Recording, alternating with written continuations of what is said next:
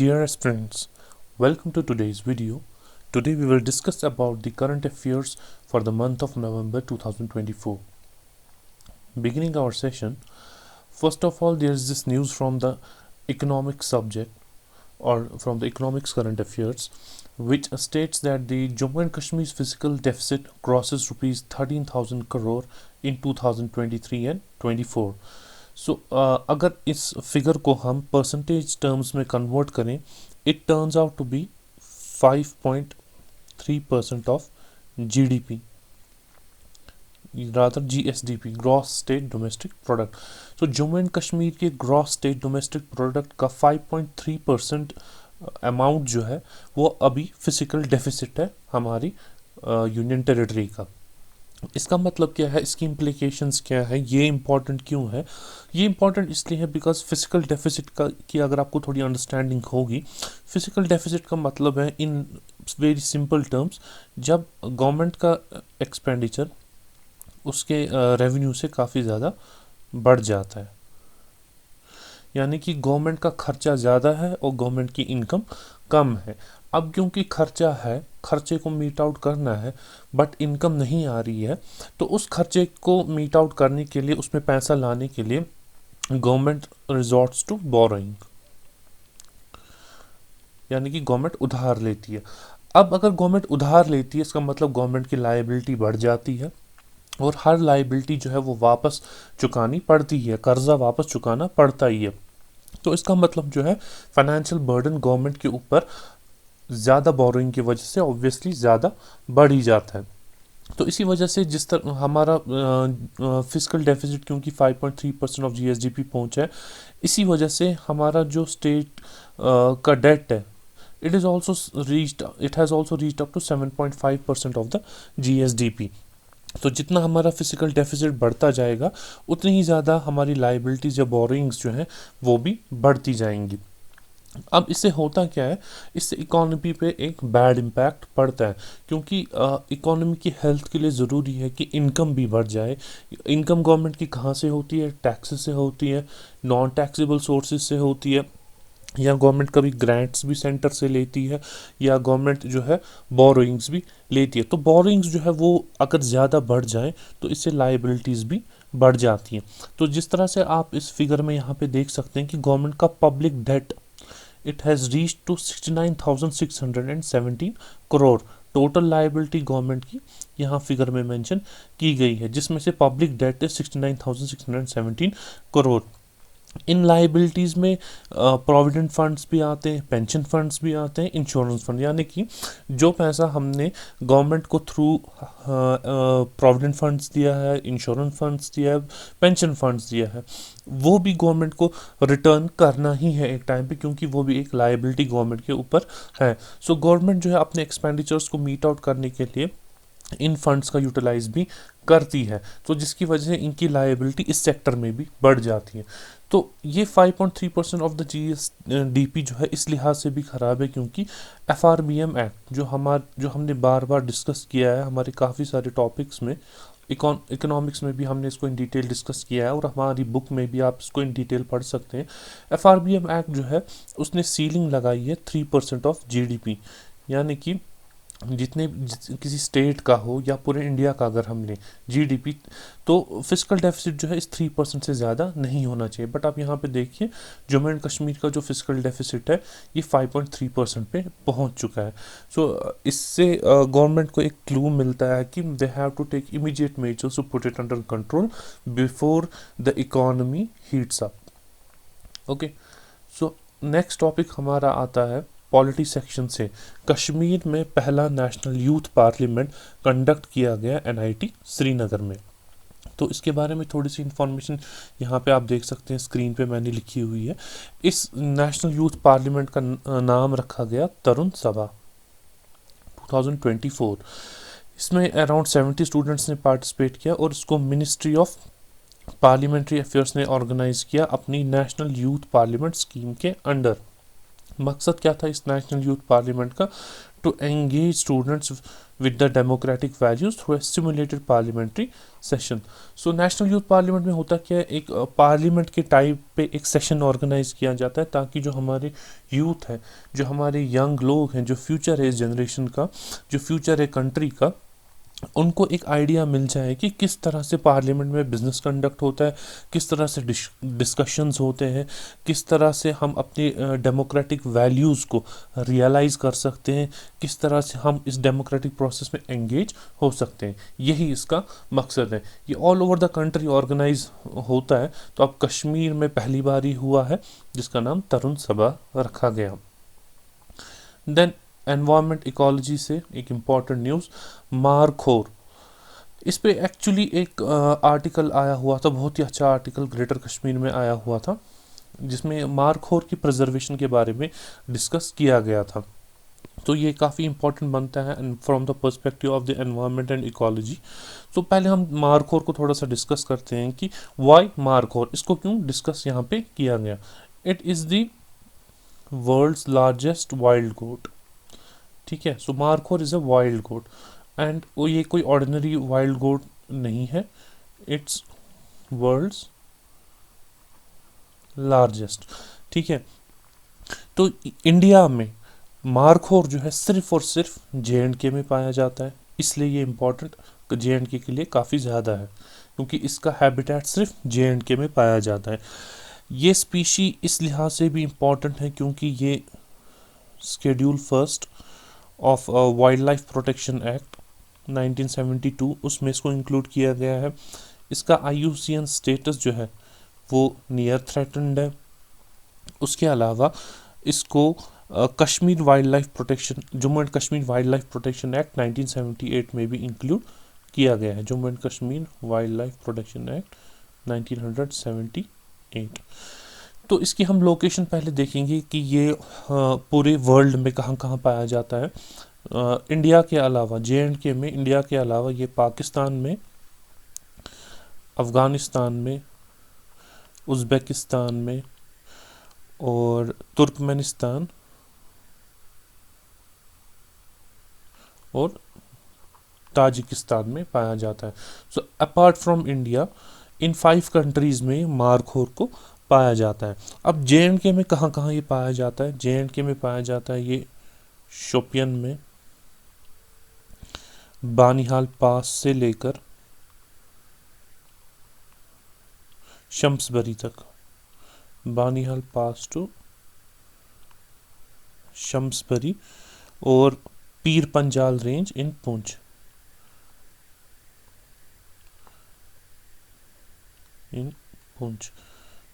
तो इन जगहों पे यहाँ और यहाँ मारखोर पाया जाता है। सो वाइल्ड लाइफ, अब wildlife trust of India ने in collaboration with the wildlife department of Jammu and Kashmir 2004 में मारखोर को प्रिजर्व करने के लिए एक मारखोर रिकवरी प्रोग्राम स्टार्ट किया जिसको शॉर्ट में हम MRP बोलते हैं। तो इस मारखोर रिकवरी प्रोग्राम के कंपोनेंट्स क्या हैं, इसमें क्या क्या किया गया है? इसमें मारखोर का हैबिटेट उसको स्टडी किया जाता है, इसके फोरेजिंग पैटर्न, यानी कि ये अपने खाने पीने का इसका जो बिहेवियर है वो किस तरह से मेंटेन करता है, उसके लिए ये किन किन जगहों पे जाता है उसको भी स्टडी किया जाता है। और जो लाइव स्टॉक है, मतलब गाय बकरियां भैंस, जो है लाइव स्टॉक और मारखोर के बीच में कंपटीशन, उसको भी स्टडी किया जाता है, क्योंकि मारखोर जो है ऑब्वियसली हर्बीवोरस है। तो लाइव स्टॉक और मारखोर जो है they compete from the for the pastures. तो इस कंपटीशन के पैटर्न को भी स्टडी किया जाता है। और इसके अलावा जो गुजर बकरवाल कम्युनिटी है उनको अवेयर करना about the conservation of the markhor. So Gujjar and बकरवाल्स, क्योंकि गुजर एंड बकरवाल्स ही जो है वो अपने पास अपने लाइव स्टॉक को लेकर हायर रीचेस के पैस्चर्स में, जिनको अल्पाइन पैस्चर्स बोलते हैं, वहाँ पे चले जाते हैं ग्रेजिंग के लिए। तो जहाँ पे मारखोर भी पाया जाता है, तो उनको भी सेंसिटाइज किया गया है कि मारखोर कैसे प्रिजर्व कर सकते हैं, कैसे कंजर्व कर सकते हैं without causing any harm to it. तो इसकी इम्पोर्टेंस को नज़र में रखते हुए 24 May of every year will be celebrated as a international day of markhor. तो इस दिन को डिक्लेयर करने का मकसद यही है कि हम पूरे वर्ल्ड की जो अवेयरनेस है, अटेंशन जो है इस ब्यूटीफुल एनिमल की कंजर्वेशन की तरफ खींचें। तो मेन थ्रेट इस एनिमल को किस किस चीज़ों से है? एक कॉमन थ्रेट जो हर एनिमल को रहता है वो है इलीगल पोचिंग, यानी कि हंटिंग या पोचिंग जिसको हम बोलते हैं, उसकी वजह से। दूसरा हैबिटेट डिस्ट्रक्शन, यानी कि मारखोर जिन एरियाज में पाया जाता है वहाँ ह्यूमन हैबिटेशन आ गई है, तो जिसकी वजह से इसका हैबिटेट जो है वो श्रिंक होता गया है और इसको हंट किया जाता है फॉर मीट। और लैक ऑफ मैन पावर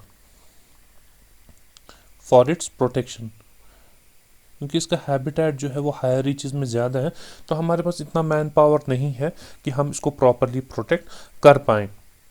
तो ये कुछ थ्रेट्स हैं जो इस मारखोर को है, और इसका स्टेटस भी एज़ पर लॉ मैंने आपको बता दिया, और ये JNK के लिए और पूरे वर्ल्ड के लिए क्यों इम्पोर्टेंट है उसको भी हमने यहाँ पे डिस्कस किया।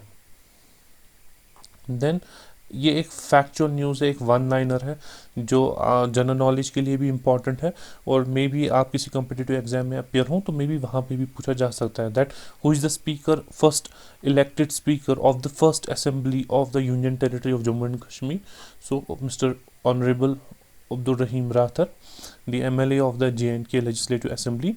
He has also been elected as the first Speaker of the Legislative Assembly of the Union Territory of Jammu and Kashmir. So ये कुछ फैक्चुअल न्यूज़ हैं, ब्रीफ न्यूज़ हैं जो हम मे भी हो सकता है कभी कभार पूछी जाए। तो हेरिटेज के पर्सपेक्टिव से government will take up the restoration of Aliabad Hirpora Sarai along Mughal road. तो ये देखिए, ये दो ब्यूटीफुल काफ़ी खूबसूरत सराइज जो है आपके स्क्रीन पर यहाँ पे विजिबल है। ये वाली जो है ये आलियाबाद सराय है, या अलियाबाद सराय भी जिसको बोलते हैं। ओके, हीरपोरा सराय जो है वो विजिबल नहीं है, वो फोटोग्राफ उसका नहीं मैंने यहाँ पे रखा हुआ है बिकॉज उसके कुछ रेमिनेंट्स ही बचे हुए हैं जो फोटोग्राफ में प्रॉपरली कैप्चर नहीं हो पाए। तो यहाँ पे जो ये दूसरी सराय है इसका नाम है सुख सराय।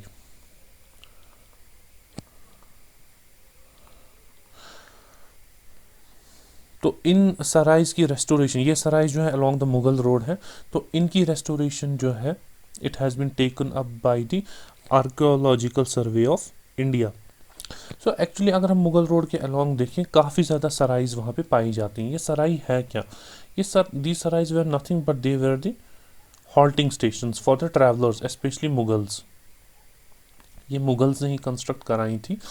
दे use to act as a halting station, क्योंकि आपको उस टाइम पे पता है मुगल्स के टाइम पे कोई हमारे पास ये मोटरेबल व्हीकल्स नहीं थी, सारा सफ़र जो है वो पैदल ही हुआ करता था। तो in fact Mughals use to travel as far as Lahore. Kashmir से लाहौर ट्रैवल होता था बाय फुट। तो मुगल्स का काफ़ी ज़्यादा कैरावान होता था जिसको जगह जगह पर रुकने की, रेस्ट लेने की ज़रूरत थी। तो इन्हीं रेस्टिंग प्लेसेस को, इन्हीं हॉल्टिंग स्टेशंस को सराइज का नाम दिया गया।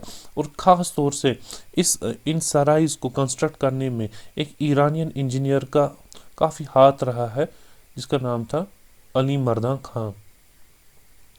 तो Ali Mardan Khan, he was an Iranian engineer who has played a very vital role in the construction of these sarais. In fact Kashmir से लेकर लाहौर तक जो ये सड़क है इनको 14 हॉल्टिंग स्टेशंस में डिवाइड किया गया था। तो इन 14 हॉल्टिंग स्टेशंस पे जगह जगह पर सराइज भी कंस्ट्रक्ट की गई थी। इनको 14 स्टेशन में डिवाइड करने का आइडिया भी अली मर्दां खान का ही था।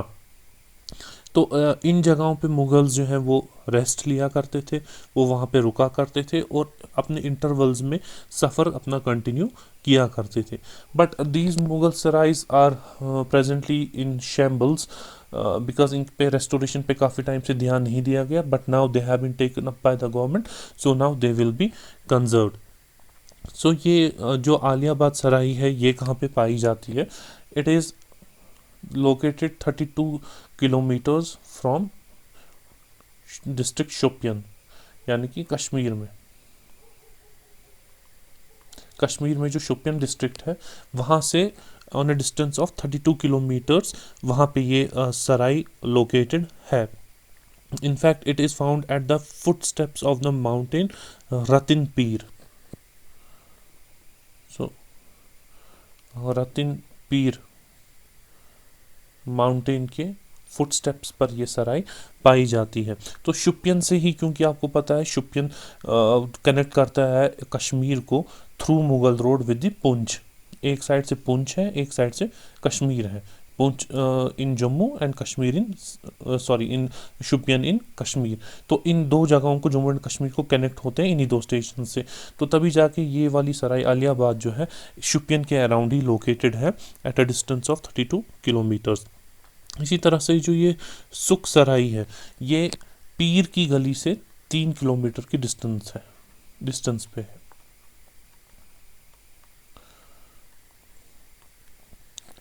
ठीक है, अब ये उतनी ज़्यादा फेमस नहीं है बिकॉज यहाँ तक पहुँचने का पाथ भी इसका थोड़ा सा डिफ़िकल्ट है, और ये उतनी ज़्यादा फेम में, उतनी ज़्यादा लाइमलाइट में नहीं रही है एज़ कम्पेयर टू अलियाबाद सराय।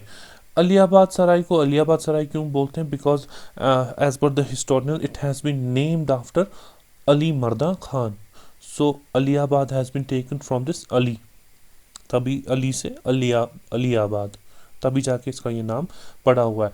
तो ये सराइज का काम जो है अकबर के टाइम से शुरू हुआ और जहांगीर और शाहजहां के टाइम पे इसमें काम कंटिन्यू रहा। सो मोस्ट ऑफ द सराइज जो है वो इन्हीं 3 किंग्स के टेन्योर में बनाई गई हैं। देन पॉलिटी से अगेन जो ऑनरेबल हाई कोर्ट है इसकी स्ट्रेंथ को इंक्रीज किया गया है 25 तक। So now we have 19 permanent जजेस in the high court and 6 additional जजेस। तो पहली हमारी स्ट्रेंथ जो थी वो 17 थी, तो 17 से इसको 25 किया गया है। तो आपके लिए यहाँ पे एक क्वेश्चन, एक असाइनमेंट ये है कि हु अपॉइंट्स द जजेस to the high court of Jammu and Kashmir in specific and to all the high courts of the country. So फिलहाल आपको याद यहाँ पे ये रखना है कि अब हमारी स्ट्रेंथ जो है वो 25 है। ये इसको इसलिए बढ़ाया गया बिकॉज वैकेंसी काफ़ी ज़्यादा थी जिसकी वजह से बर्डन जुडिशरी का बढ़ता गया। तो ताकि टाइमली डिस्पोजल ऑफ केसेस हो, ज़्यादा हमारे पास पाइल अप ना हो केसेस जुडिशरी में, तो उस वजह से जजेस की स्ट्रेंथ को इंक्रीज किया गया on the recommendation of the chief justice of India. Then recently कुछ अवार्ड्स कन्फर किए गए हैं जिनको सामापा अवार्ड्स बोलते हैं। इन रिकॉर्ड्स के बारे में हम थोड़ा सा यहाँ पे जानते हैं, एक ब्रीफ नॉलेज हम इनके बारे में यहाँ पे डिस्कस करेंगे। सामापा अवार्ड्स जो हैं ये हर साल दिए जाते हैं, यानी कि these are the annual awards. कौन इन अवार्ड्स को देता है? These awards have been named in the honour of the master musician of Jammu and Kashmir Pandit Shamshar Chand Sopori.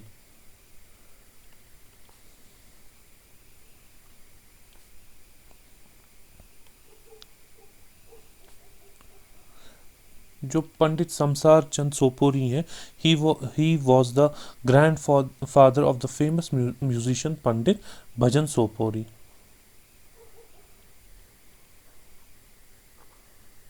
Pandit Bhajan Sopori के ये ग्रैंडफादर रहे हैं। तो ये अवार्ड जो है इसको देने का मकसद जो है ये इसलिए दिया जाता है to recognise the efforts of the individuals who have contributed towards art and culture of India, specially music, यानी कि in the field of art and culture. But art and culture में भी खास तौर से किसके लिए? For the field of the music. So ये नेशनल लेवल अवार्ड्स हैं जो हर साल दिए जाते हैं to upcoming musicians and individuals who have contributed to the art and culture, specially music. तो इन अवार्ड्स की जो है डिफरेंट कैटेगरीज हैं, तो हर साल इन कैटेगरीज में ये अवार्ड्स दिए जाते हैं। अब किसको कौन सा अवार्ड दिया गया है, आई डोंट थिंक वो एग्जामिनेशन पर्सपेक्टिव से इतना ज़्यादा आपके लिए इम्पोर्टेंट है, बट येस एक जनरल नॉलेज इसकी रखना कि ये अवार्ड्स हैं क्या और किसके ऑनर में, किसके नाम पे ये दिए जाते हैं, वो यहाँ पे याद रखना ज़रूरी है। Then comes news from the economics. J&K tops countries jobless chart. ये एक बहुत अनफॉर्चुनेट न्यूज़ है कि 32% of the youth in the age group of 15 to 29 they are unemployed, 32%। और उसमें भी सबसे ज़्यादा इसका जो ब्रंट फेस कर रही हैं दे आर द वुमेन, जिनकी अनएम्प्लॉयमेंट रेट बढ़ चुकी है टू 53.6%, यानी कि 15 to 29 एज ग्रुप में हमारी जितनी भी वुमेन है हु आर सीकिंग वर्क, उसमें more than half they are unemployed, तो they have no work to do. अब ये फिगर और ये स्टेटिस्टिक्स हमने कहाँ से लाई? It is as per the data of the periodic labour force survey release by the ministry of statistics and programme implementation. तो एक काफ़ी ग्रिम पिक्चर यहाँ पे JNK की स्केच की गई है। So 3.52 lakh you they have registered as unemployed and 1.09 lakh unemployed youth are graduates and the postgraduates, which constitute 31% of the total unemployment। यानी कि जितने भी unemployed youth Jammu and Kashmir में है उसमें 31% they are the graduates and the post graduates. तो आप देखिए कि एजुकेशन सिस्टम हमारा despite having such higher qualification, despite being graduates and post graduate, they are still unable to find any meaningful और gainful employment. Meaningful और gainful की तो बात ही नहीं है, किसी भी तरह की एम्प्लॉयमेंट इनको मिल नहीं रही है। तो ऐसा क्यों है? बिकॉज JNK की हैवी डिपेंडेंस है ऑन द गवर्नमेंट सेक्टर। हर एक को गवर्नमेंट जॉब चाहिए,